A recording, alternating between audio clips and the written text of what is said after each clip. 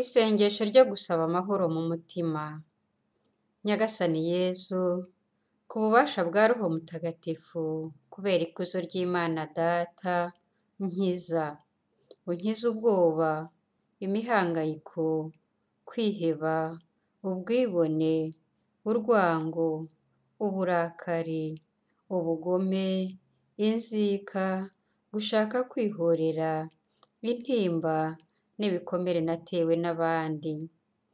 Kura muri jye kwiyumvamo ko nahindutse umuntu w'imburamumaro, w'umunyabyaha, udatekanye, uri mu bwigunge, utagifite igikundiro ku Mana. Nemera ko unkunda dawe. Nemera ko watanze ubuzima bwawe kubera jye, Yesu mwiza. Nemera ko Roho Mutagatifu atuye muri jye, kandi akampa imbaraga, akankomeza. Kiza amateka yanjye yose mu rukundo rwawe, Yesu mwiza. Yesu mwiza, nzi ko unkunda urukundo rwihariye, kandi rutazigera rucogora. Ntiwigeze untererana, waranyakiriye. Ni wowe wankunze mbere, kandi nta kintu na kimwe kizantandukanya n'urukundo mfitiye. Nyagasani Yezu, ndi uw'agaciro mu maso yawe. Unyitaho, kuko uri umubyeyi wanjye, nanjye nkaba umwana wawe. Yesu mwiza, ngushimiye urukundo unkunda. Mpa amahoro mu mutima, uha amahoro umuryango wanjye. Yesu ndakwizera.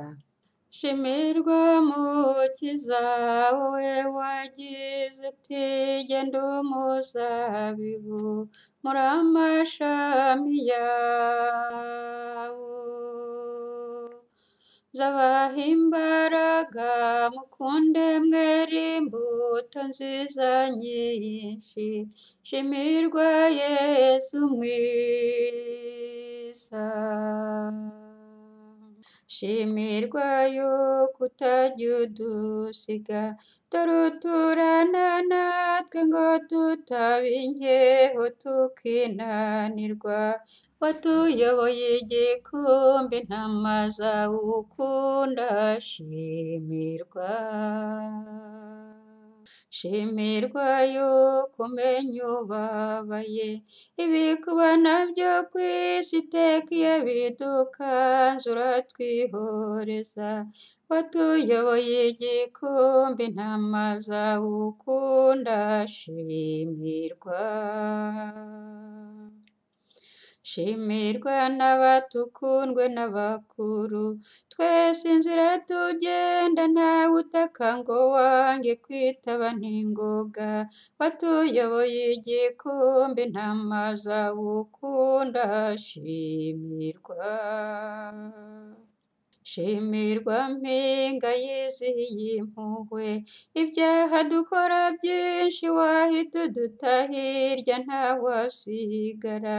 Watuyoboye igikumbi intama zawe ukunda, shimirwa. Shimirwa Mukiza, wowe wagize uti jye ndi umuzabibu muri amashami yawo. Zabaha imbaraga, mukunde mwere imbuto nziza nyinshi.